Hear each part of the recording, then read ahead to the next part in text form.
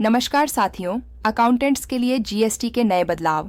2025 GST व्यवस्था में 22 सितंबर 2025 से कई बदलाव आ रहे हैं, जो विशेष रूप से अकाउंटेंट्स के लिए जानना बेहद जरूरी है। इन परिवर्तनों को समझना और अपने क्लाइंट्स को समझाना आपकी जिम्मेदारी है। 1. टाइम ऑफ सप्लाई और इनवॉइसिंग नियम। अब जीएसटी दर का निर्धारण टाइम ऑफ सप्लाई और भुगतान इनवॉइस की तारीख के आधार पर होगा। यदि इनवॉइस और पेमेंट दोनों 22 सितंबर या उसके बाद हैं, तो नई दर लागू होगी।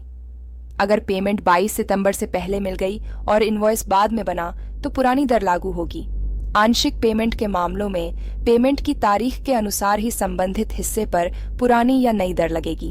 अकाउंटिंग सॉफ्टवेयर ईआरपी को तुरंत नए लॉजिक के अनुसार अपडेट करें। 2. इनवॉइसिंग ऑफ रिकॉर्ड में बदलाव। सभी इनवॉइस, डेबिट क्रेडिट नोट्स और एडवांस की एंट्रीज सही तारीख और दर पर ही पास करें। ई इनवॉइसिंग नियमों के अनुसार विशेषकर 10 करोड़ या ज्यादा टर्नओवर पर 30 दिन में आईआरपी पर रिपोर्टिंग अनिवार्य है। नियम तोड़ने पर आईआरपी उसे अस्वीकार देगा और आईटीसी फंस सकती है। नया इनवॉइस सीरीज 2025-26 शुरू करें। सीक्वेंस ऑफ यूनिक नंबरिंग रखें। 3. इनपुट टैक्स क्रेडिट आईटीसी वितरण।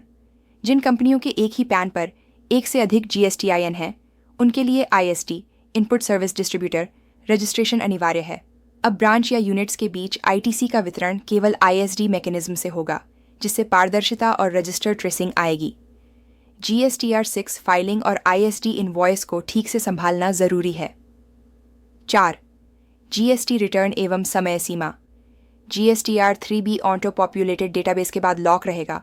मुख्य फील्ड्स में अंतिम सबमिट के बाद एडिट संभव नहीं रहेगा। 3 साल से अधिक पुरानी जीएसटी रिटर्न अब सबमिट नहीं की जा सकती। सीक्वेंशियल फाइलिंग अनिवार्य, कोई भी महीने को स्किप नहीं किया जा सकता। 5. ऑन डेट मिलान और प्रशिक्षण। हर महीने का रिटर्न, आईटीसी मिलान और पुराने क्रेडिट नोट डेबिट नोट पर बकाया आईटीसी का सावधानीपूर्वक निरीक्षण करें। क्लाइंट के स्टाफ को बदलावों के बारे में ट्रेनिंग दें और सभी जीएसटी संबंधित डॉक्यूमेंट्स को अपडेट करते रहें। आज के लिए इतना ही।